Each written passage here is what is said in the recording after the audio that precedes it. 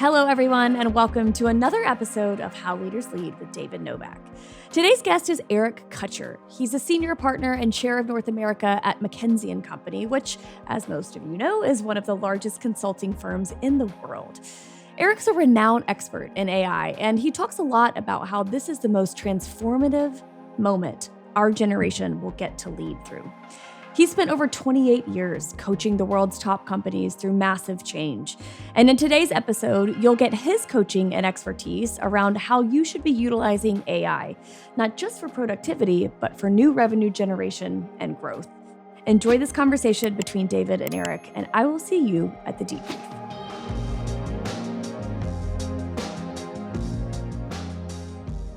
Now, I understand that you've broken quite a few bones over the years. What's the total up to this point? I don't even know. I think I stopped counting a long time ago. So I was in 9 short arm casts. I broke my nose 6 times, collarbone twice, fingers didn't count, 2 thumb surgeries, 1 knee surgery. I think that's as much as I can remember. But I am quite convinced that if I grew up today and had a file like I did, the Department of Family Services would sure have come knocking on our door. And every one of those was playing a different sport or doing something stupid as a kid. Which broken bone has the best story behind it? Which one has the best? So here's one that kind of more speaks to me and who I am and a little bit of my irreverence. But I was a pretty decent baseball player back in the day. There was a man on third base. It was a summer league. There was a man on third base. And for those that know, if the ball is hit to the left side of the infield, the runner is not supposed to go, and the runner went on contact. And it was a close game, kind of middle to late part of the game. And the third baseman froze and pumped 3 times. And by the time he got me the ball, I caught it. And as I went to put my throwing hand, my non-glove hand in to hold the ball so I could take the hit, the kid's cleat got in my glove and broke my thumb in 17 spots. And I was really pissed because I dropped the ball and the runner was safe. And so I went to pick up the ball and I called timeout and walked it back out to the pitcher's mound. And my thumb was just absolutely in agony. And so I went back behind home plate and coach said, "Can you play?" I said, "I don't know if I can play, but we're going to try." And sure enough, I caught the first pitch, went to throw it, and the ball came right out of my hand. And he goes, "All right, you're pulling you out." And I sat in the dugout. We had a double header. And I just started yanking on my thumb because it looked like it was dislocated. But it turns out it wasn't dislocated, it was broken. So I didn't play the doubleheader. And again, in kind of who I am, when I got out of surgery, I made them mold the cast to the bench so I could continue to work out that summer when I couldn't play any more ball. That says quite a bit about your leadership, I imagine. I don't know about my leadership, but about my own stupidity. Yeah, maybe. It says you don't really give up, there's really so much that I want to discuss about your time at McKinsey and the past 28 years you've spent at that phenomenal firm. And to kick things off, I know that you're a renowned expert in artificial intelligence. I mean, you would never tell me that, but a lot of people have told me that. And every leader today is really trying to figure it out right now. When you strip away all the hype of AI, and everybody's talking about it, what should leaders really understand about AI? So I am definitely not an expert, and I appreciate the praise, but I am not. There are people that really understand this. What I have is a lens from talking to many, many, many clients and seeing at this moment kind of where we are.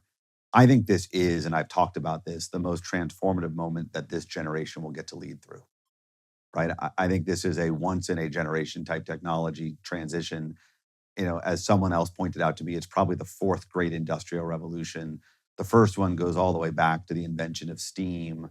And that was the first time we saw transoceanic transport. You then follow that up with the internal combustion engine that led to, whether it was trains or whether it led to the automobile kind of within the continent, if you will. And then the third was the invention of the semiconductor, which put all this amazing technology.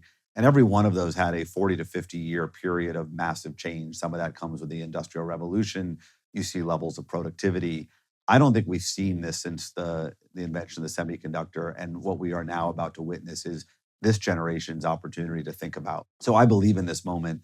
I often call it the reimagine moment. And the reason why is it is an opportunity for every CEO. And I do think it is more the CEO moment than most to really reimagine what their business looks like out 5 and 10 years. And I'm sure, David, you would say, having been one of the great operators, great CEOs, no one can look out 5 to 10 years. But I do think in this moment, you have to ask yourself, what could I, if I built this company AI first, look like 5 to 10 years from now? Because I think that's the length of the journey. And I think it's one of those moments that the CEOs that are not doing that, frankly, are going to get left behind and their companies are going to be in trouble. And the ones that are really out there looking, and what does looking look like, I'll come back to in just a moment. I think they're going to have an opportunity to, if you will, pass in the rain or pass the cars that are kind of standing there and not moving as quickly. When I think about this moment, I tend to think about it in 3 different buckets. Bucket number 1 is there is pure productivity. And by the way, most CEOs get relatively unexcited. I find this is much more the CFO world, where you can paint a picture that doesn't take very much. It says my G&A cost as a percentage of revenue could be down by 50%, right? Because you could imagine really reimagining all of the core processes, whether it's HR, whether it's finance, and what's super interesting about those, and create a much better experience, right? I don't know what your experience has been like. Mine, it's very frustrating. Like, I have to go scour my internet to go figure out, or intranet, I should say, to figure out what HR policy this is or that is, or what benefit I have. That should never be the case again, right? That should be something where I am chatting with something, whether by voice or whether by text, and the answer is very much in situ. And that, if you do it well, I think we'll have many fewer people. We looked at this for a client on marketing, which you could argue is a function that is much more on the revenue generating side, not even the more traditional G&A. And we found a way, and this now gets into bucket number 2. But before you get in that one, this whole thing on the productivity and, it reduces the number of people. How should leaders really communicate that? People worry about losing their job. There's this big fear of what can happen. How do you handle that as a leader, whether you're a CEO or leading a team that might be impacted by it? Yeah, so it's super interesting. The first, I can't tell you, couple dozen conversations I had around AI was a lot around this question of productivity. And I think most leaders realize it's super hard to move the organization to get excited about, a world where they have fewer employees, right? And I think most organizations have a recognition that there will be some, but much more what I have found is most want to figure out, how do I do this to enable growth? And so one level of that is I can do all kinds of things with AI to drive growth in the core business, and I can do that without adding more heads. This is the marketing example that I'll come to. The other is I can start all kinds of new businesses, and I can rebalance from places where I can take labor out and move towards areas of investment that I wouldn't be able to do before. And so what I think most organizations are now pivoting to, and about 2/3 of the CEOs I talk to say, I really want to orient the story of AI towards a growth story and not towards a productivity story. We will get the productivity, but we'll do it as an enabler of kind of what we get out of the growth side.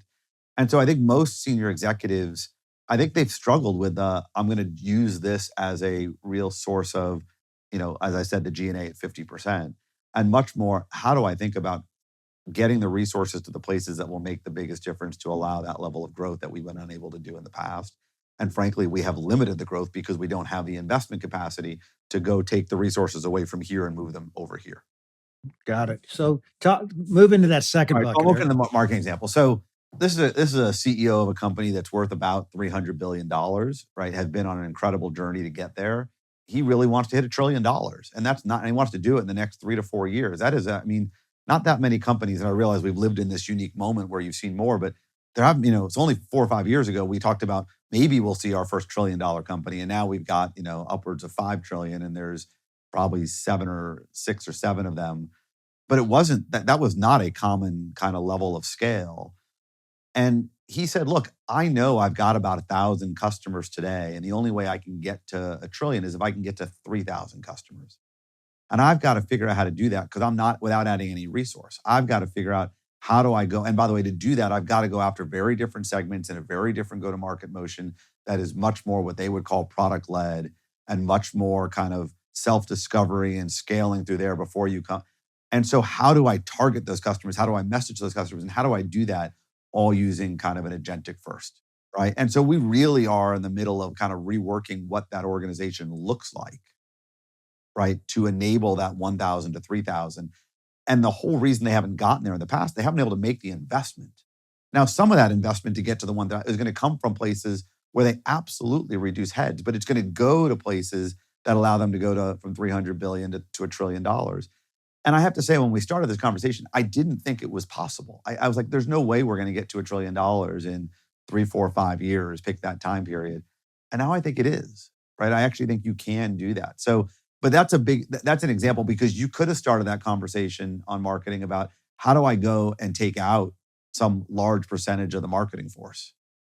And instead, we much more pivoted towards how do I think about going from 1,000 to 3,000? And when you do that, the organization goes, I want to be on that journey. How do you, I know you're going to get to this third book, but how do you create an AI driven culture? I want to be on this journey.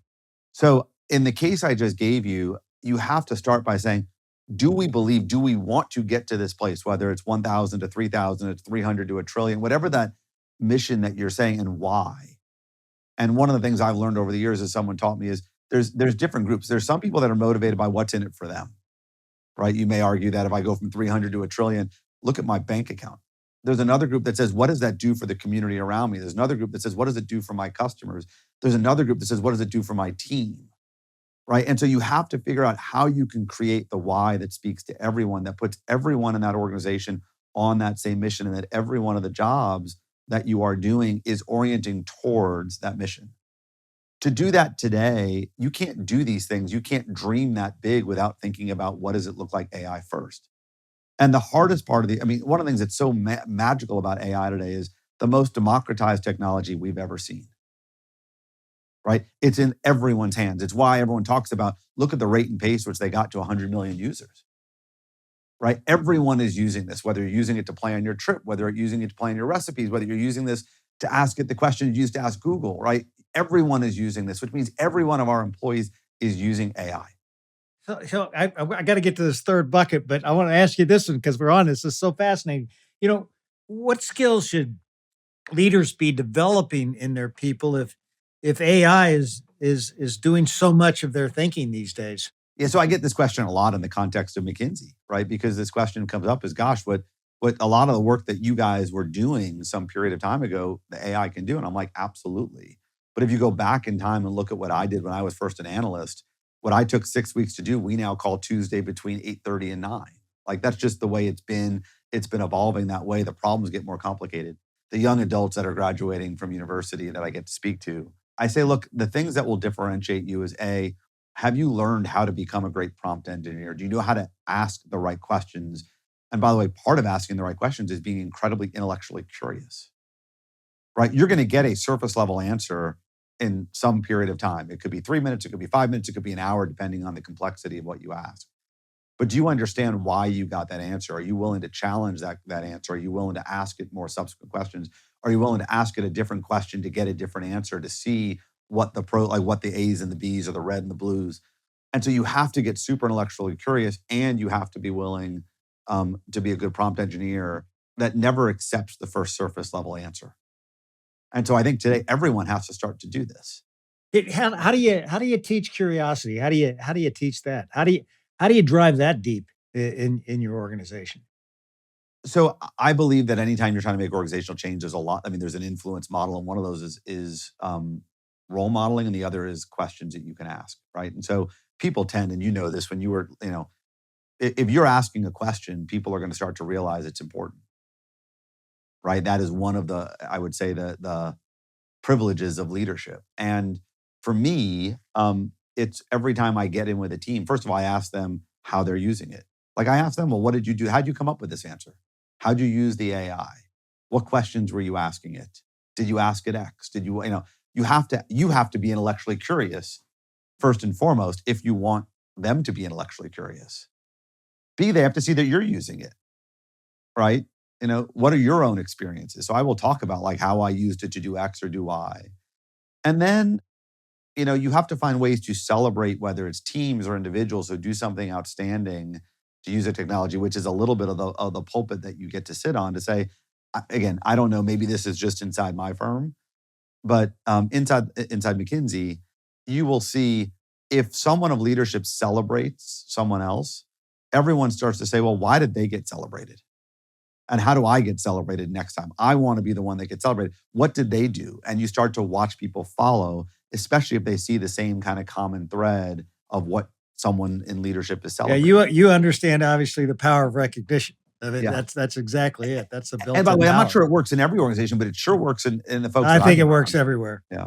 I think people want to be recognized. But so you got this bucket of productivity, you got this bucket of growth. What's the third bucket? Of growth in the core. And then I think the third is how do you use AI to create net new business, which is another form of growth. What are the things that I can do with AI that I might not have been able to do before? I think Yum did something with Byte, which I thought was super interesting. And I don't know how successful it's been yet. I don't know where it is. But this idea that we can create this operating system that allows the franchisees to effectively optimize that. I've given them something that isn't, the next best offering or product, but I'm giving them a technology that allows them to, whether it's to market better, all of a sudden, and I can now take that and go from my franchisees, and now I can go beyond my friend. That to me is a net new business, right? And so I think every organization I start asking, like, what do I do if I have all kinds of really interesting data on what's going on an aircraft? Do I start to use that data to create a business that might do something how do I start to take this information that I never realized was so interesting as a new business around AI that I create? And so I always think of those three. It's how do I drive productivity, which is mostly, about rebalancing or reallocating. How do I figure out how to drive the core? This is the 1,000 to 3,000. And how do I create a net new business that never would have been possible but for what I am able to do because I was out in front? What would be the one bit of advice you'd give to every leader that should help them win in this new era that we're in? If you had to just pick one bit of advice. I would find a way every week to explore some new AI technology in my life, whether it's in my personal life or whether it's in my professional life. Go listen to a podcast, learn about the tech, and then go experiment with it and see what it can do. Right. One of the stories I really found I became quite fond of is a friend of mine who's the CEO of a very successful financial services company. Not surprisingly, happens to be a big golfer. Right. And he was trying to figure out why they fit him in a certain golf club with a certain shaft, because nothing about that made sense given his handicap, et cetera. And he went to the various forms of the Chat GPT or Gemini and like really kind of got in and asked it 1,000 questions to kind of get to the place where it actually did help him understand why they had gotten to. And it's a totally unimportant decision, but it showed his willingness to be open to it and to learn from it and to use it in something that was important to him. So that I promise you what he's going to do now is he's going to use that technology and he's prepping for a meeting with his team. He's going to ask it 7 questions that, he wants to be well informed about before he sees the team. It's just going to help him be better at what he does. That's great. And thanks for going deep on this subject because everybody is really curious as to how to win in this environment. But I want to shift gears now and move into your leadership at McKinsey and your past, and let's start just with a story from your childhood that shaped the kind of leader you are today. We talked about this a little bit of the not giving up. There was no question my parents played a very formative role. I think really my father played a very formative role in kind of the person that I became. Both sort of gave me different attributes. But I think the restlessness has been a large part because of things my father would do with me when I was young. So like literally when I was 2 years old, my dad decided that I was going to be a professional baseball player. That obviously didn't happen. And he taught me to switch hit. And I remember, he'd come to all my games and even the games that went extraordinary. I remember there was one game, it got us into the league championship. I think I was a senior at the time. I had a great game. I mean, I think I went for 2 for 3 and I think I had 1 RBI and we won 2-1 and I scored one of the runs and I think I threw a guy out at second base and I really felt like I got in the car. I'm like, I'm on top of the moon. And I remember my father asking me a question that went something like, Eric, I really don't understand. Like, why'd you call for that pitch on that count in that part of the game? Right. And it was like, no matter how good it felt in the moment, it's always like, you can be better. You can aspire for greater still. And I think that has been a big part of my leadership is I just never allowed the status quo or the reason, because something is being done because that's the way we've always done it, as kind of something I'm willing to let sit. And I think it came from all those experiences. A lot of those came from growing up playing sports or growing up and him always pushing, like, well, why, like, what were you thinking in that moment to really kind of help me think about, well, maybe there was a different way. And that's, I mean, I think my poor teams that have had to suffer with me, they will come forth and say, well, we've done X. And I said, well, I don't understand. It feels like that's the way we used to do it, but like, why are we doing it that way? And does that make sense given the mission that we're on? And inevitably, you can push and you get to a different and better place because you're not willing to accept the past as the marker of the future. Yeah, that the best leaders typically have this healthy dissatisfaction with the status quo. And and speaking of that, your father was a doctor, and I understand you wanted to be an orthopedic surgeon at one point in time. Uh, when was that moment you realized that that wasn't going to be your path? So you talked about early, like how many broken bones did I have? And as I said, I stopped counting, but I was in the orthopod's office a lot, and I loved skiing, and my orthopedic surgeon was the U.S. ski team doctor. And I decided, kind of growing up around medicine, that that's what I wanted to do. And I had oriented my entire life around that. And I was literally going to bed the night before I was taking the MCATs, which, for those that have never thought about medical school, are the entrance exam, much like you take the SATs or the ACTs or the GREs for graduate school or the LSATs for law school. And I went to bed that night, probably pretty early. Probably like 9:30, 10 o'clock, which is super early if you're in college, not so super early for me today. And I woke up at like 1:30 in the morning. I was violently ill, like literally, over the toilet, violently ill. I get back in bed. I wake up at like 5:30 and I'm violently ill again. And at this point, I said, you know what? I'm just going to get up. I'm going to get showered. I'm going to get dressed. I'm going to go meet my friends. We're going to get bagels at the bagel place across the street from where we're going to take the MCATs. I had a red Cornell baseball hat and I had a green Patagonia fleece that was up over my nose because I was shivering. I get into the exam. I take my pencil and I open the book. And within 5 minutes, I get violently ill and all over the exam, and I get excused for being a disruption. And that was like a really big moment, not because I'd been sick, by the way. I felt fine 6 hours later. It was because once you missed that window for the MCAT, the next window wasn't until, I think, August, and that meant you really had to take another year. And I remember that summer I was doing a fellowship, and I called my dad, and I was very nervous about calling him because I felt like I was going to disappoint. Like, we'd spent my whole life kind of orienting towards this, and he'd been a mentor, and he was, a doctor and so on. And I said, Dad, I don't think I'm going to go to medical school. And he kind of said, why? And I said, I've been doing a lot of thinking over this summer, and I don't think that's what I want to do. I said, everything that I've enjoyed doing in school is not what I did in engineering or not what I did in the classes to learn to be a doctor. It's like everything I've done has had an element of leadership and teamwork. And I think I want to do that. And he goes, what does that look like? I go, I don't know. And this is how I ended up at McKinsey. I said, all my friends applied for jobs at McKinsey last year. None of them got it. Maybe I'll apply to that and see if I can get one because they, just as a way to show them. And that was a little bit of how I changed course. And it's, it's funny. He always had this expression, or has this expression, which is, if you're a skier, it's not how you groom the ski. It's not how you ski the groomers. It's how you ski the bump runs, or like, how do you hit the curveball that gets thrown at you? And that was a real curveball for me. Describe the culture that was at McKinsey back then. It was hard to get in, obviously. It was a culture cutthroat, collaborative. What was it like? I would say of my 28 plus years at the firm, 90+% of it has been super, super collaborative. And it's only moments, and maybe it's 95%.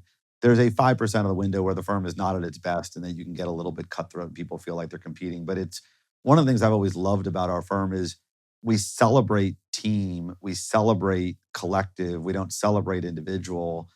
And there's also, it's not like there's one senior partner. It's not like there's, you go to a corporation, there's one CEO. There's, in our case, the managing partner is the first among equals, right? We're all peers in kind of how we lead. And so that's a very big difference. And so as a result, we always thought about electing another partner is we have this incredible table where there's 11 of us sitting there and we've created this great feast and is someone else bringing something to the table that is going to be additive? And if they are, we want to invite them. And so there's sort of this limitless, appetite for inviting more to join the party, as long as they are bringing something that makes us better, not just bigger. And I think as a result, I just never felt like I was ever competing with someone inside the firm, but rather I was collaborating. In fact, I have found one of the things I really put emphasis on this is team-based sports, and folks that have learned how to succeed in a team, I think do extraordinarily well in what we do, because every day you're working in a team. That team, someone has to pick up, you make a mistake. It's not that person that made a mistake. It's what do we all do to kind of make that mistake? And it's a lot like when you play on a team sport. It's not any one individual's fault in that moment. It's everything that led up to that moment that got to there. And so that expression of you're only as strong as your weakest link, I really believe in. And so it has always been about how do you build the links around you so everyone is better. Hello, everyone. I hope you are loving this episode with David and Eric. As always, stay tuned to the very end of the episode when David and I debrief the conversation that he's having with Eric. We'll give you a few practical, tangible takeaways that you can apply right away to your leadership, to your work, and to your life. So stay tuned to the very end of the episode, and I will see you at the debrief. So here you are. You're a collaborator. You believe in collaboration. You also just described a little bit earlier about how competitive you are. I mean, obviously you're competitive. You get a special cast, and you talked about all this animalistic behavior that you have. How did you manage the balance between being collaborative and competitive, and how'd you differentiate yourself from others in the firm? The first part's easy. The second part of that, I'm not sure I have a great answer for. And by the way, I don't know that I always did this well. I think some of this has been as I've gotten more and more comfortable in my own skin and more comfortable where I am in life more than anything else. But it's funny. I think leadership and part of this is getting more comfortable in life is as you progress in life. I had this incredible, and you'll know him, Ron Daniel. You'll remember him from. Yeah, he was on my board. Yeah. Okay. So Ron, I think is an amazing, amazing guy. He used to have this expression, which is you have to age in the bottle, right? And one of the most unnatural things that I think sometimes we make people do is they lead before they're ready. They lead before they're comfortable in their own skin. And for me, by the way, I think it takes time. You can't rush it. Like there's no process to make that wine better in the short term. It just takes time for it to kind of run its process. It's why I think wisdom comes with age, because it comes with experience. And you can be super smart. You can be an incredible leader, but you need time to let those things happen. And by the way, you have to have lived through failure. I don't think you can become your best self till you've lived through real failure. And it's when you're faced with that failure, you have to decide what you're going to do. And are you going to push yourself through that moment of failure? It's why I love athletes, right? Even the championship team has had failure moments in the course of what they've done. They've had to decide they're going to persevere through. One of the things I often got criticized for is maybe having too much ambition, which is back to your point about being competitive. And it's funny, I never thought of the ambition for myself, but I always thought about for it institutionally, or what we were doing as that team, whether that team was an office or a sector. And not everyone always understood that, but I didn't understand why anyone would ever. And by the way, this was part of my own learnings is it doesn't always resonate. Everyone has different. I got asked a question, and I had for me, it was a large, sizable leadership role when I was too young to probably be in it or too inexperienced to be in it. And I stood up in front of the group and I said, here's what winning looks like. And one of my partners said, Eric, why does winning matter? And I literally think I said something like, I don't understand the question. That doesn't compute. Like, do you not want, I don't, because that's just how you always grew up that. And the reality is that doesn't speak to everyone, right? Not everyone kind of orients that way. And so the ambition that I had for us collectively didn't resonate with others. And so therefore, I think got placed on me. And that was a real lesson about how you have to lead to bring others and figure out what it is that motivates them, because what motivates me is not them. And by the way, that's a hard thing to do because you have to be true to yourself as a leader, but you have to recognize that what you're doing is not always going to be the inviting thing to someone else. The failure thing I think is real. I think as you get more comfortable in your own skin, you're probably more willing to recognize the failure and to take learnings from the failure. And what was your biggest failure? I mean, I've talked about this a lot, and this is a hard one for me because So before I was in this role, I was the CFO of the firm.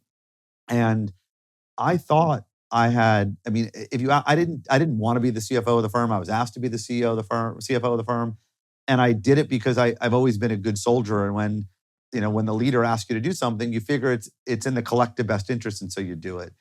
And part of the reason I didn't want to do it is I wasn't excited about the role, but part of the reason is I didn't think I was going to learn a lot in the role. Like I thought I kind of knew the skills and I'd built the skills that were required to be successful in that role. And my failure was there's the what you do, but how you change an organization of this size and get them to believe in the why and then the how you bring them along. I failed miserably at that. There are things that I definitely had wrong on the what, but that wasn't the real problem. The problem was the organization didn't believe, my partners didn't believe in what we were doing. They didn't understand it. And the result is when it didn't go the right way, I was the one to blame because I hadn't kind of gotten the buy-in and gotten What were you trying to do? There were a lot of things we were trying to do. We were trying to introduce new capabilities to the firm and get them to scale at a pace that they hadn't in the past. We were doing that through elements of M&A that we had not ever really succeeded in the past. And we were, not that any of them were big, but there were more of them. We probably did more acquisitions in a 3 or 4 year period than we'd done in the history of the firm by a factor of 3 or 4. And the firm's 100 years old. So it was a real change. We were trying to do things around new innovative economic models and how we better align what we're doing with our clients. And by the way, part of that was helping people to understand the why we were trying to do it, which I failed at miserably. It was a super humbling experience. I think I went into that role, as well liked as anyone. And I came out of that role really in a bad spot for the first time in my 28 years. I felt pretty unwelcomed when I'd show up for a meeting. How'd you get through that? I mean, as a leader, It was hard. I mean, I had friends that really, I had 2 friends in particular who I think really helped me. They listened a lot. They coached me through. I had a moment, which I think was the beginning of the healing process with my partners, where, our managing partner had just been reelected. It had been a contentious election, to say the least. And the first meeting we had afterwards was in Copenhagen. The managing partner asked me if I would open the meeting to talk about how we're doing. And I was like, you're out of your mind. Like, why? Like, I'm the CFO. Like, this is a moment for you to stand up and for you to kind of bring everyone together. And like, no one likes me right now. And I don't have any particularly great news to share. So like, why would you possibly throw me up there to set up this meeting, which is going to be down the next 3 days and the tone is going to get set in the first 40 minutes? And he goes, Eric, I just need you to do it. And whether he was just so much smarter than me or he figured out that I was going to, who the hell knows why? I remember sitting there and I had this incredible business analyst who worked full time for me at the time. And I said, we have to figure out something. We were working on the charts. And one day we had this epiphany, which is I was going to walk up on stage and it went something like this. I literally, we do our meetings in the round. So it doesn't feel quite as large and it feels like you're kind of immersed in with your partners. And so you've got this kind of stadium seating around this circle. And it works well for me because I talk with my hands, as you can see, and I pace a lot. And I have this microphone, I call it my Madonna mic, and the music stops and I'm now walking out of my seat and up on stage. And I turn to my partners and I say, look, let's just call a spade a spade. This relationship, it ain't been working for a while. So I bought you all a gift. And I said, so I'd like you to all reach underneath your chairs and there's a gift. And they all pulled out a stress ball, like one of those little blue stress balls that you squeeze. And I said, before you all say, Kutcher, why the hell would you buy me a stress ball? That's not the gift. But on the count of 3, I want you to all stand up and I want you to throw that ball at me. And I went 1, 2, and I said, stop. And I went and I grabbed my catcher's mask. I put my catcher's mask on and 3,000 balls came pummeling down on stage in this moment where everything started to heal itself again. And I had a lot of people who told me, you can't do that. It sets the wrong tone. But I was just kind of me, right? It was kind of my way of saying to the partners, like, I get it. You need to be able to let it out before we can move forward. And then we can decide if we're going to move forward. But there's no chance we're going to get there unless we do that. That's a great story, And, people know McKinsey is a great consulting firm, obviously, but tell me a story that would give everyone a better sense of what McKinsey looks like at its best. from discovery to the final deliverables for a client? I think when we're at our best, you can't tell who's McKinsey and who's the client.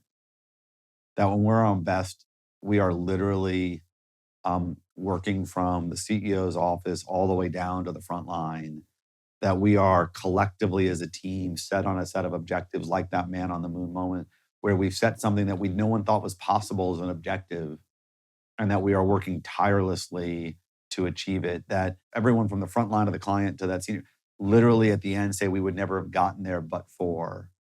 And as one client once said to me, it was the first time we'd ever worked together. He goes, I'd never worked with the firm. And while this effort may be coming to an end, I now understand kind of why what you do is so magical.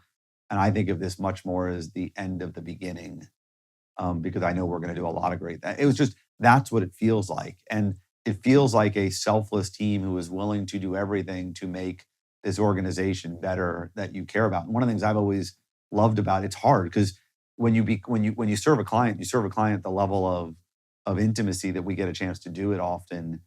You actually become part of that institution. Like I root for that organization for decades to come. I often will describe it as we, not as like they, because I feel as accountable and I feel like when things aren't going well, I want to be like, you really become a part of that fabric in a way that is felt. And it really, I've watched it. I've watched it when the client doesn't know who's the client and who's McKinsey. Yeah. I got a confession to make here.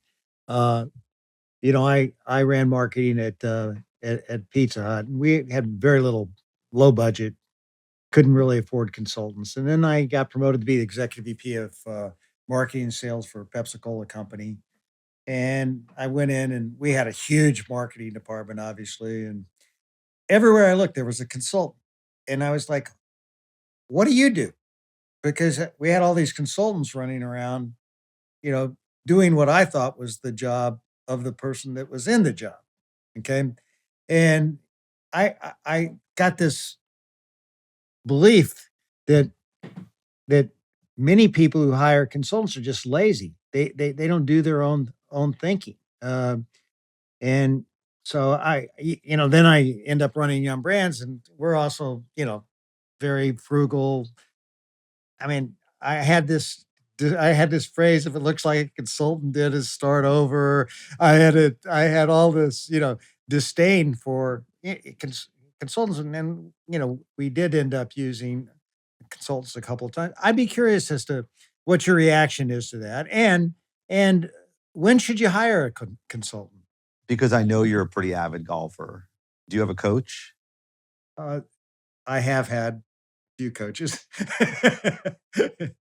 I think it's pretty hard to find a great athlete that doesn't have a team around them. Right. And usually that involves there's someone that's helping them from the mental, and there's someone that's helping them train physically, and there's someone that kind of is an expert in, if we take golf, the swing or the short game and we would criticize them only if they don't have that team around them. And I think a big part of what we are is we are that team around the great athletes to help make them better. And part of that is no matter how good you are, you don't see what's going on. And, and it's little things that make all the difference, right? It's the way I approach that particular shot, or it's the way I've kind of worked my swing to get, and no matter what, you can't do it. And you need someone by your side. And so I think a lot of what we do is we are the coach for the great athlete, because the teams the clients we work for are great companies and they're doing extraordinarily well most of the time. And you've got incredible leadership teams who are leading some of the most important institutions on earth. Of course, these are some of the most capable people you've ever encountered. But so are the LA Dodgers, or pick your favorite college football team. But yet, all those athletes, all those Olympians tend to have people that are helping them perfect their craft. And I think that's a big part of what we end up doing, certainly as senior members. My experience has always been, and I've had some of my clients I've served for the majority, if not all of my career, it's very hard to bring someone in that doesn't know the organization, that doesn't know the team, that for which you have to build trust.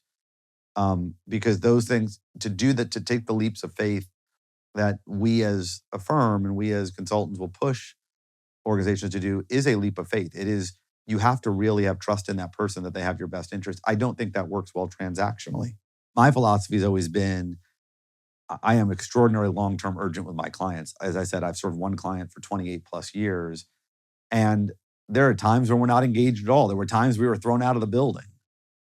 But that didn't stop me from meeting with the executives and ensuring that I always kind of knew and provided perspective. And when the time was right, and that time was the organization was ready, that executive was ready, we would really be there to work side by side with them to get to a mission that they didn't think was possible. And when there wasn't, we would still be around, or certain of us would certainly still be around. And I think that's really it is, you have to build folks around you that you can trust, that can be with you through all periods of time, including when you don't need them as much. If you're on a heater, you don't really want to make a lot of change.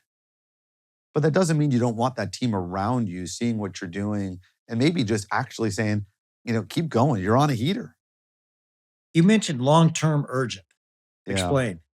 So I've had two philosophies in my own career that I just kind of, I actually heard from a Goldman exec when I was a baby at the firm. He had a list of things that they believed in, and two of them really resonated with me. One is long-term urgency, and the second is you run to trouble. And I'll give you first the example of, you run to trouble. I had a colleague who, she was remarkable what she did. And when the CFO of her client got fired, she would go visit that CFO every week at his house for the next 9 months. And when the CFO got rehired into another situation, everyone under the sun called and said, "Hey, I'd like to meet with you." He picked up the phone and called her. And he did that because she had been there with him every step along the way, including when no one else wanted to talk to him because he didn't have a position. That to me is running to trouble. The long-term urgent is, I treat every meeting with the utmost importance, never with an expectation that I'm going to do anything on the back end. I remember I had one client who really was important to me, and I met him when I was probably a mid-tenured partner. And I said, look, what I want to do is I want to go, I'll give you two stories from the two different individuals there. I said, I want to meet with you every month. I'm just going to set up an hour every month. And every month you're going to give me an assignment of things that you want me to be thinking about on your behalf. And I'm going to come back and I'm going to share some perspective. And when the time is right, you'll decide if and when you want to work on any of these things. And honestly, I bet you we didn't do any work with him for the first 18 months of that. So call it 18 meetings. And, we probably didn't do a ton of work until there was a moment. It was probably 7 or 8 years later where he really the moment was right for him to do something that was big and transformative. But it took years to get there. Or I had another client where he got thrust into a position because his boss got fired overnight. And he didn't really want the job. He didn't feel like he was super well prepared for the job. And I said to him, look, I'm going to take the office right outside of yours, and I'm going to be there every day. And there were days where he would have to fly across the country. I'd get on the plane with him and I'd fly with him and we'd talk and do what we had to do. And then I'd get on a red eye back, coach that same night. I'd literally go from one side of the airport to the other. And that's what I mean by long-term urgent. I was never in it for what was going to come our way. I was always treating every moment with the level of urgency as it was the most important moment. But I recognized it would take time until the situation would be right for us to really have the impact that I aspired for us to have. That's what I meant. Those are the two things that have been really important to me. Now, you also say that you believe that McKinsey's talent is your biggest competitive advantage. Uh, what can you teach us about how to have an eye for great talent? I mean, what do you really? What you see people at clients, you see people within the firm. What have you picked up on that front? Our talent model is somewhat unique, right? Meaning most of our talent is hired at the entry level. So we hire about 50% of our people right out of undergraduate. We hire the other 50% out of some level of graduate school, or that's probably not right. It's probably 98%. So call it 49 and 49, and there's 2% that will come in later. And so at some level, the eye for talent is more about intrinsics at that stage than it is about any particular skills. And so I've always thought about this kind of in three buckets that you're looking for. One is, we are famous for our case interviews. So we are really testing how you do on a conceptual level from a problem solving, how you do from an analytical level, how you do from a quantitative level. And it is really a test. It is really a way to examine how you do walking through an example that you might encounter when you show up from a kind of problem solving intrinsics point of view. And a lot of that is how do you structure and how would you go figure out and that, by the way, I often get frustrated today when all these kids come in and they're super well prepped and they've got all the frameworks. I actually want to see how they think, not like the way ChatGPT would tell them to answer the question. But you can figure out people that are really thinker, come up with innovative ways to look at it, that when you're on the other side of the interview, doing the interview, you're like, gosh, I learned something in that, the way they thought about it, right? So I look for that. I look for, we have these things where you're looking for life experiences and how do they respond in those moments. So we often say, well, give us a moment where you failed or give us a moment where you were leading. And we only ask questions like, well, what were you thinking? What did you do or what did you say?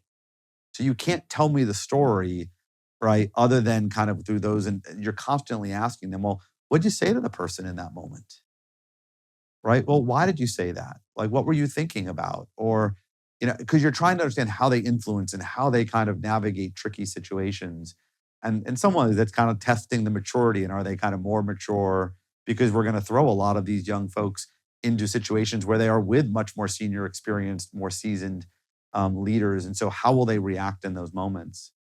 And the third I just look for is kind of what are their leadership, like in the organizations that they've been part of, what difference did they make as leaders? Right. So I often, I have kids that are in college, and so they're all coming to me with questions, and their friends are coming to me with questions, and they're like, "Well, does be as part of such and such a club matter?" And I'm like, "It doesn't, because I don't care what things you were affiliated with. I care about what difference you made when you were there." Right. And so I want to hear about and so between those three things, you can get a real sense of the person and the potential, and then we shape a lot of it. Right. We Yeah. shape a lot of it from that point, which is why I say it's a somewhat unique model. Right. If you're trying to hire, like I have to say, I still struggle with if we're trying to hire someone at a very senior level, like I don't know that I have yet figured out what are the questions to ask to really understand, are they great at what they did? You can ask references, but those are always biased. The beauty of what we do is we really kind of take this raw talent, these diamonds in the rough, and we get them to be this incredible gem by the time they're done. Yeah, I know when I've interviewed young people and I just get excited. But it's like you meet these people, and you go, God, I can't let this guy out of my office. This woman, we've got to hire her. But they had a way of just exciting the hell out of you. Yeah, you do this well. You always, every meeting, anyone that ever meets you walks away feeling good and more energized than they did beforehand. And I think that's a big part of, you have to be, as some would say, exothermic. You have to kind of deliver this energy that is infectious to people. Well, I don't know if I do that, but I tell you what, when I would meet the people that had it, I mean, I couldn't wait to hire them. There was no question about that. And you Eric, you really get prepared. You're known for preparation. So like if you're gonna sit down and have a big meeting with a CEO or a potential client, how do you think through that? And again, it all depends on the meeting. I find, and you can tell me this is true or not true, that if you're going to meet with a CEO, the first thing I always do is I read the cover of last year's or the inside, what they wrote to the shareholders. Because I typically find most CEOs spend a lot of time thinking about what messages they want to, and they're very proud of what they've written in there. And so I first just try to understand that. With AI, there's some incredible things like Notebook LM, where you can go find every speech they've given in the last 3 months and every interview they've done and what they've said on analyst meetings. And you can create a short podcast. You can say, I want a 5-minute podcast. I want a 10-minute that really can synthesize kind of what may be on their mind. I typically will spend real time saying, what are the 3, 4, 5, 6 things that I really want to make sure I get across? But I would tell you on an average meeting, I might get 1 or 2 of those. And I always go in without paper, which I am sure there's some people I go see, they're like, why is he always coming without paper? It's not that I didn't prepare the paper. It's not, I can't have the conversation with you if I'm staring or taking you through a document. And I can bring someone else to walk through the document if it comes to the point in time where that's the right thing to do. But I really want to hear what's on your mind. I want to hear and so I learned to ask a lot of questions, but I have done a fair bit of prep, right? So I always listen to the last earnings call. I always want to know what's going on. I always want to know what the questions were. I want to know who answered the questions, why they answered them the way they did. I want to see what the stock reacted to. I want to, I'm constantly trying to understand. One of the things I do lots of times, I go talk to customers, right? Because it's always good to come in with a perspective of now I don't deal with a lot of consumer businesses personally. I deal with a lot more enterprise related sales. And so what's the customer saying? What's the reputation? What are those CEOs not really hearing from their own teams of what's maybe going on? And inevitably, because I've spent so much time in tech, I know like we're serving a lot of these other institutions, so I understand what they're thinking and how they're thinking about it, and the perception. And I find that super compelling. But what do I know? Because the only compelling part is they haven't thrown me out too often. It's been so much fun, Eric, and I want to have some more. And I have this lightning round of questions here. So are you ready for this? Yeah. 3 words that best describe you: optimistic, energetic, and restless. If you could be one person for a day beside yourself, who would it be? Scotty Scheffler. Your biggest pet peeve? Hierarchy. Who would play you in a movie? Tom Cruise. I thought you'd have to tell me it's Jerry Seinfeld. That's why I didn't go there. Your favorite place to ski? Kirkwood Mountain in Tahoe. Lowest round of golf? 67. When you're teeing it up with your boys on the weekend, who wins? My 18-year-old has beaten me once, and he won't let me live it down. And he made birdie on 18 to do it. He shot 75 that day. We're still at a point where I am beating my kids, but I don't think that's for much longer. The fastest you've ever driven in your electric car? 120 miles an hour. What's something you've been curious about lately that has nothing to do with work? The ideas behind longevity. Have you read that book, Outlive? I did. I read it over the break. Yeah. Yeah, I read it too. So I'm going to live for a long time, pal. I have no doubt about it. What's the one thing you do just for you?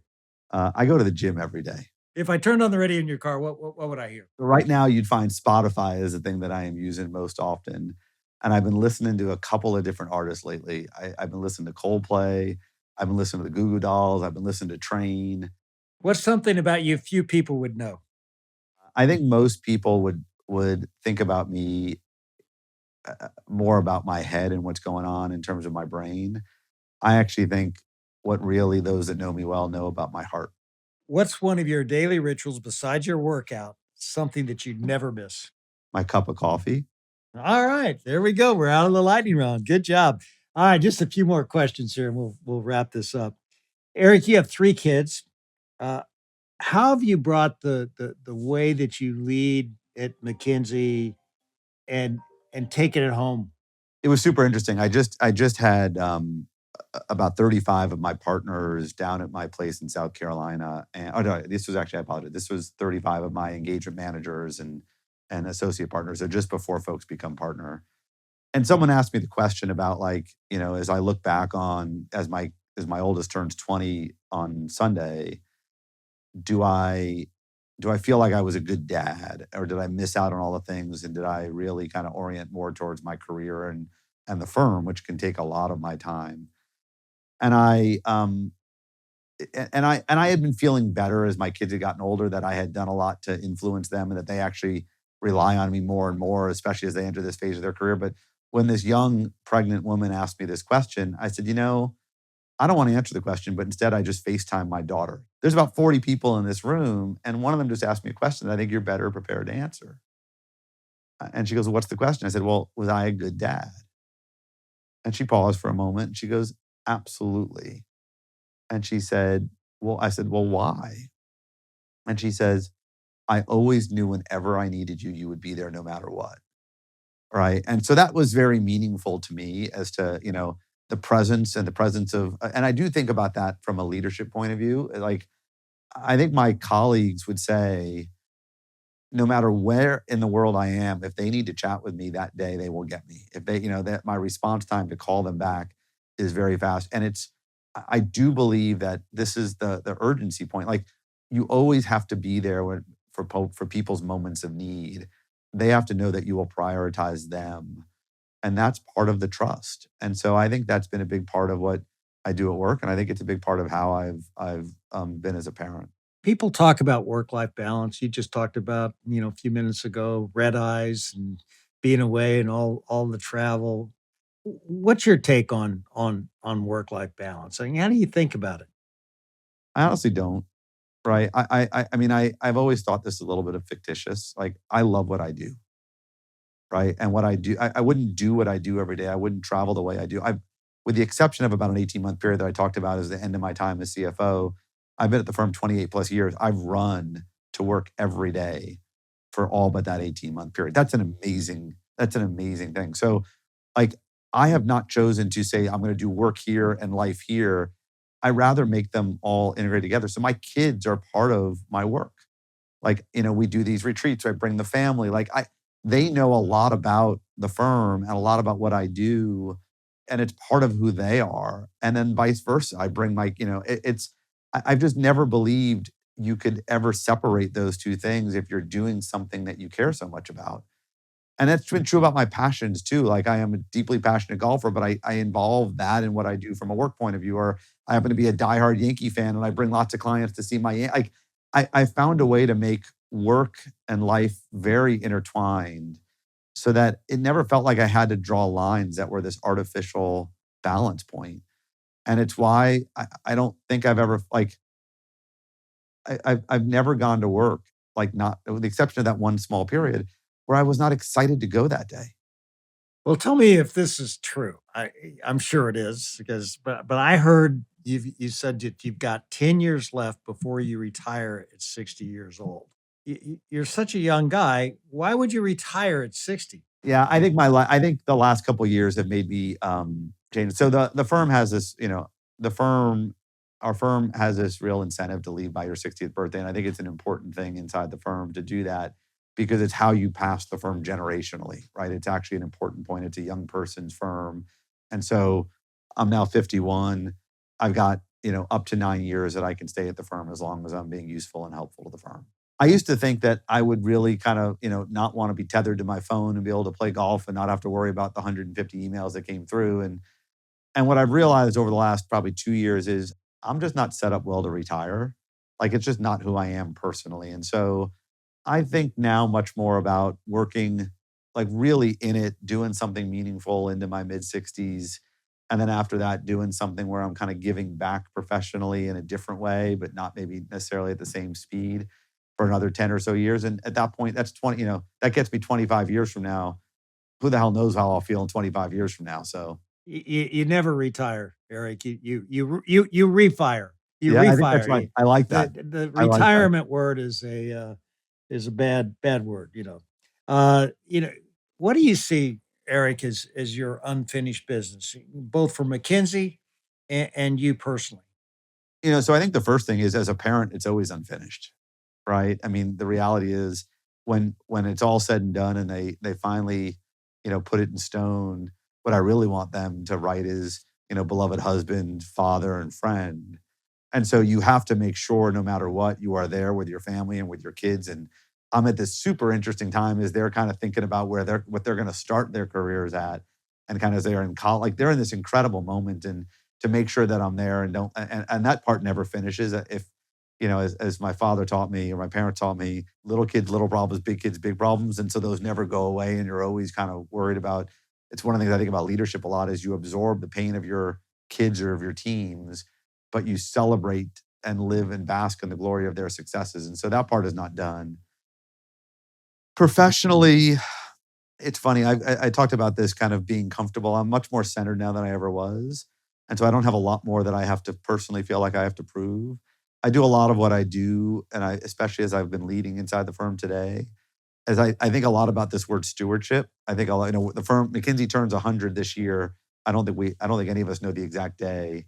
But one of the things I've been really struck by is, if you think about the word stewardship as opposed to ownership, I think of it as you kind of get a moment in time where you are the caretaker of the institution.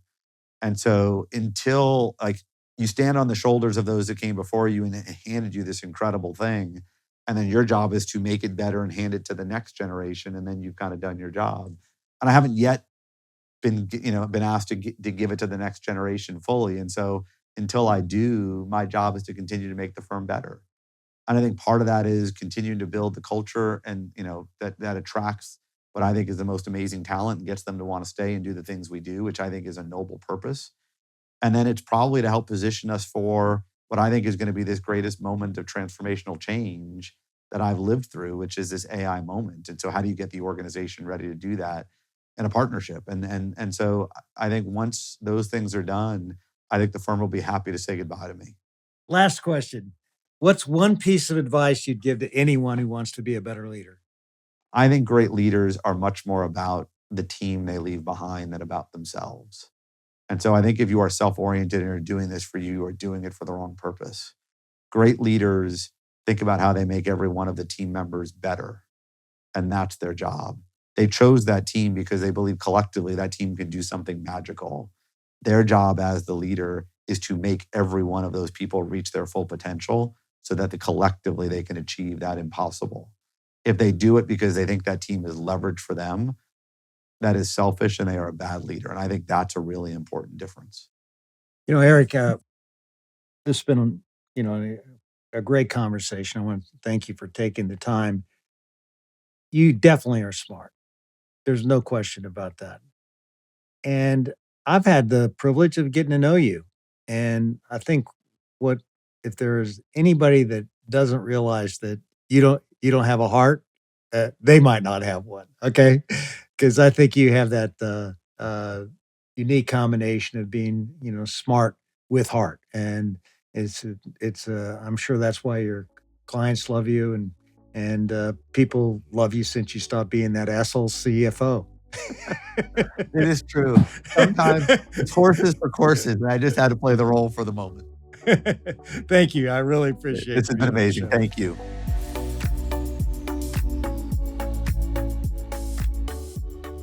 David, I feel a whole lot smarter after listening to that interview between you and Eric.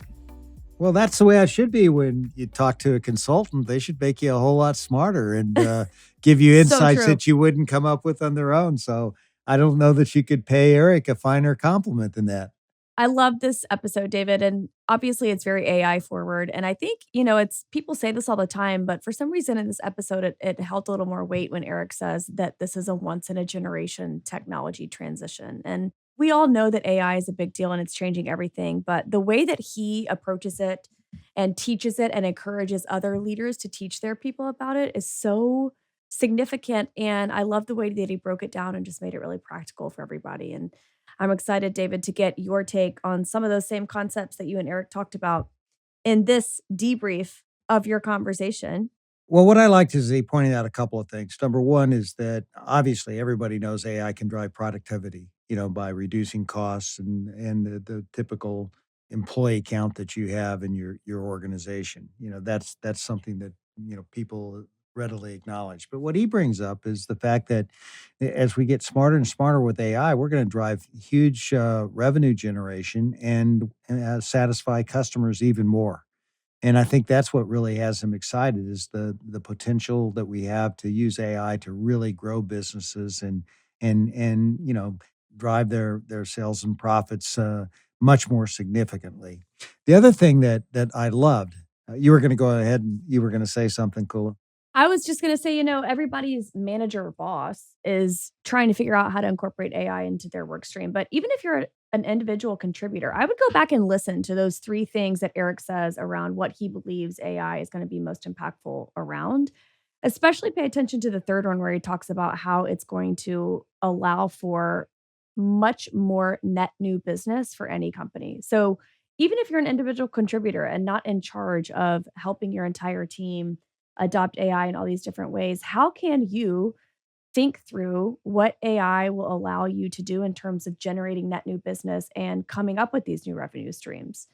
Because when you take that to your team and to your boss, it'll not only show them that you are an active and avid learner and adopting AI, but it'll show that you have a more enterprise view of of your organization. Yeah, a great point. And speaking of the enterprise and how the enterprise should build it into the culture, I thought he brought up a phenomenal point, which is what leaders are going to need to do now, and every leader should be doing for themselves is learn how to ask AI really great questions.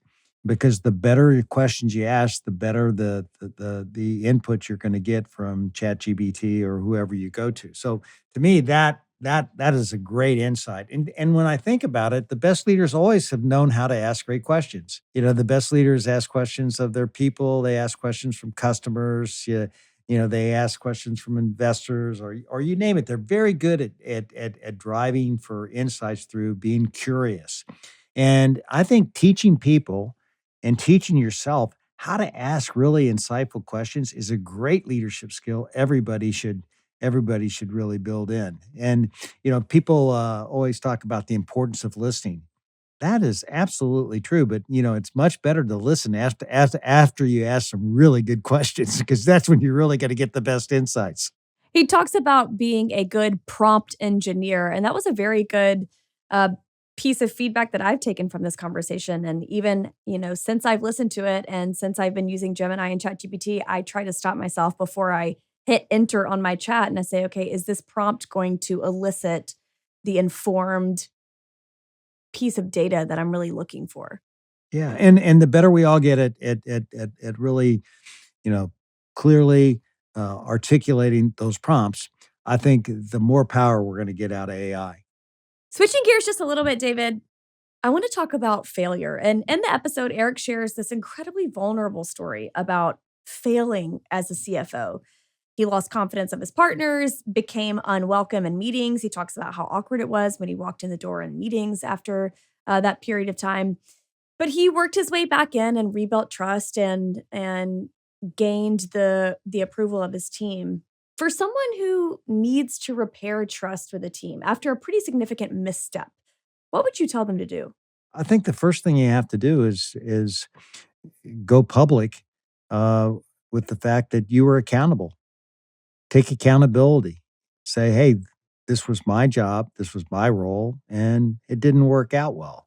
Now, that's one thing, but the most important thing I think is what can we learn from it? What can we learn so that it doesn't happen again, or what can we learn that we can build into whatever we're working on to make sure that you know we have a much higher success factor. I think taking accountability for it, fessing up to the fact that hey, you acknowledge the fact you could have done it better, and then learning from it is great. And then the third thing is get your head out of the sand. Okay, keep your head high. Everybody makes mistakes. Still stay positive about your capability and what you can bring to the party. So don't get into a woe is me mode because that'll just take you further down the tank. People really want to be inspired by people who are vulnerable, they're honest, they take about accountability, but they move on because they've learned. And that energy is contagious. It also makes me think about all of the small things that we do to build trust with people. Like, of course, there are the larger things that allow us to build trust with people. We say we're going to accomplish something and we take our team with us to do it. But when you think about trust on a more almost acute scale, trust is built by doing what you say you're going to do over time.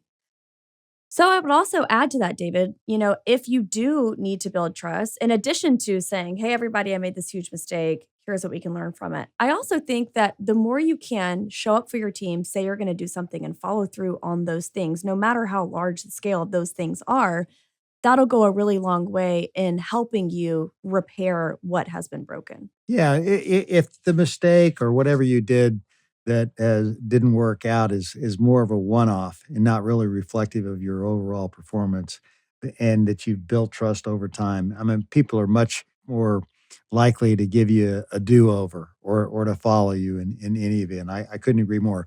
You know, before we go on, I was just thinking about one of my major league failures when I was running marketing for Pizza Hut. We had this great idea to team up with Back to the Future too. So we decided what we were going to do is get all these people in Back to the Future 2 to wear these solar shades, these really modernistic solar shades, and they would be very popular and just be all over the movie, and then everybody would want to have them, and once they wanted to have them, the only place that they could get them was guess where? Pizza Hut. So we created these goofy looking, modernistic looking sunglasses. And the problem was is the movie broke in December okay? And not too many people, wear sunglasses in December, and that's when we had the promotion.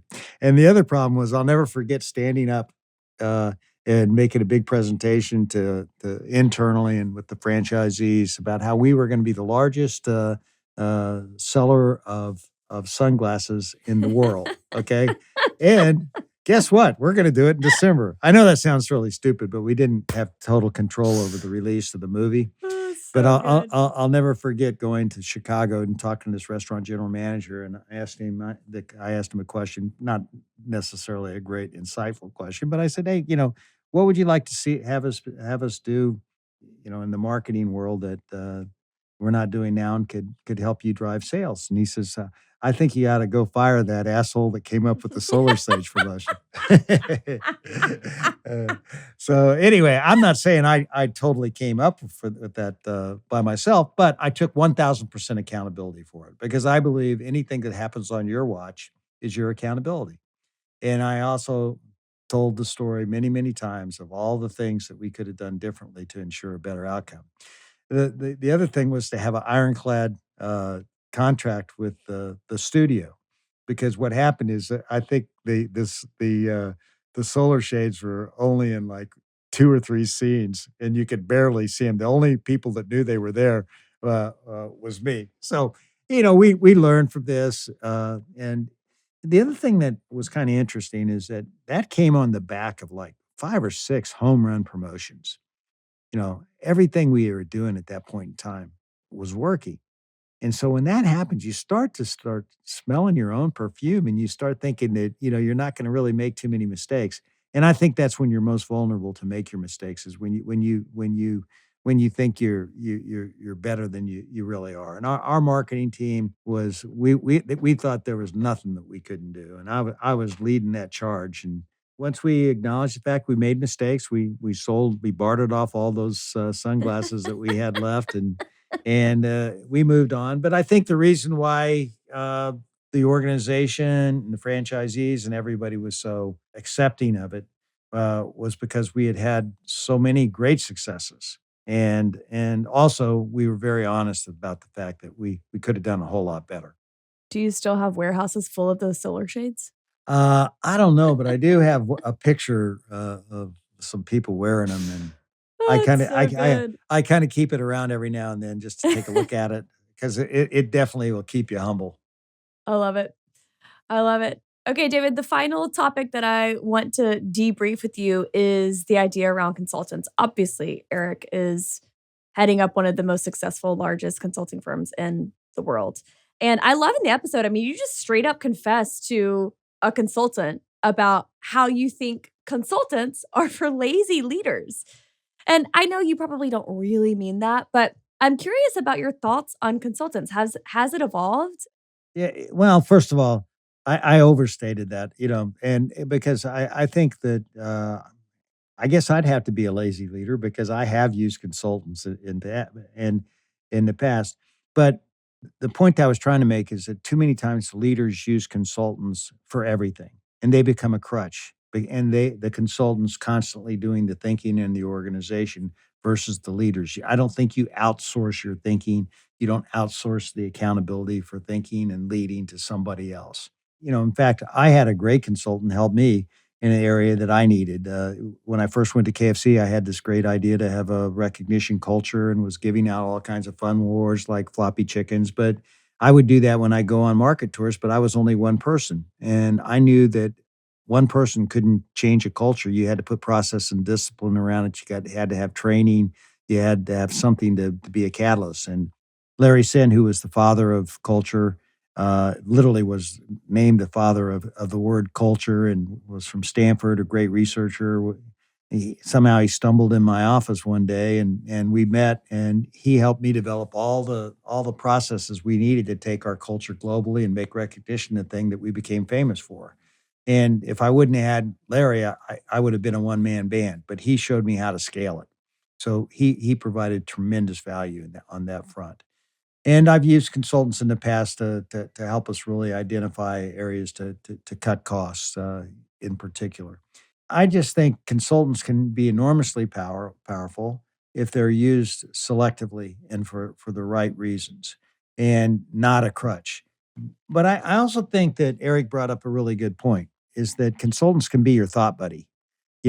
Basically, everybody needs somebody on the outside to give them some independent thinking and to push them where there's no other agenda other than to care about that person and that company. And that's what Eric does, and that's what separates him from the pack. I've talked to many, many people who've had the benefit of working with Eric, and Eric cares about the leader. He cares about the company. He cares about the people in the company. And there's nothing that he won't do to uncover every asset that McKinsey has to help people win. And they feel that. And they know that he's in the foxhole with them.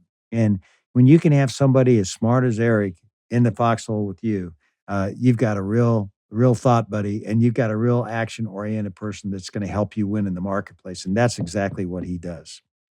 I love that he says, in our very best engagements, there is no distinction between McKinsey and the client because we're so intertwined and everyone's so on the same page and we're all in this thing together trying to accomplish this goal that nobody knows who's the consultant and who's the employee. And I just love that because it shows exactly what you just said, David. He gets in there and wants nothing but the very best and will use everything available to him to get there. And we talk about that, the concept of the shadow of the leader often.